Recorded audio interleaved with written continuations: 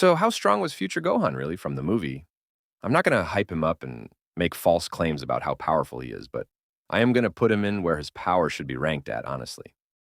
In the start, we see Gohan holding his own against Android 17, but then he starts to get jumped by both androids, and Teen Trunks gets involved to help Gohan.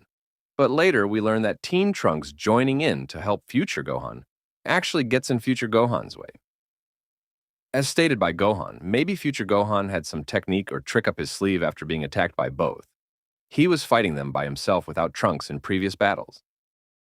He was even able to push both the androids back with a beam struggle with just one hand, and even did better against them than Vegeta that fought Android 18.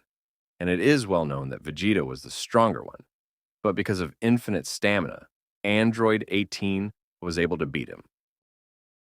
Future Gohan even put up an energy shield against both future androids' ki blasts and theirs. Some guides that says for you to be able to put up an energy barrier, you have to produce twice as much power to be able to cancel out their ki blasts. So how strong was future Gohan considering he could overpower the androids and produce more powerful attacks than both at first, until his stamina starts dropping? He would actually be stronger than Vegeta, who got his arm broken by Android 18 as a Super Saiyan, and stronger than future Trunks that broke his sword on Android 18, and be stronger than Piccolo when he fused with Kami, and would be able to beat one android if it was a one-on-one match.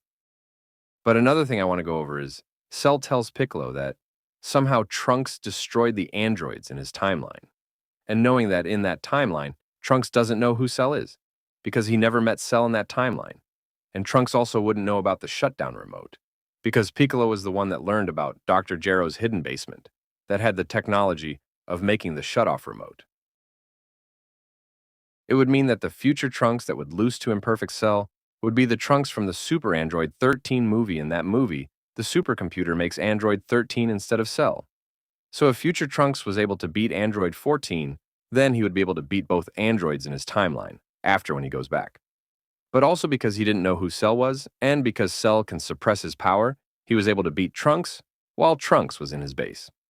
Another thing to consider is that after Cell beats future Trunks, he has to revert back to his larval state, meaning he lost most of his powers, and it takes him 3 years to mature, which could actually mean he was at his strongest level of being imperfect Cell that he beat Trunks, but loses most of it reverting back to a larvae.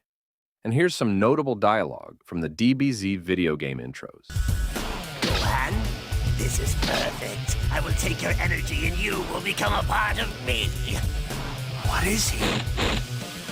Ready? Didn't think there'd be such a fearsome enemy.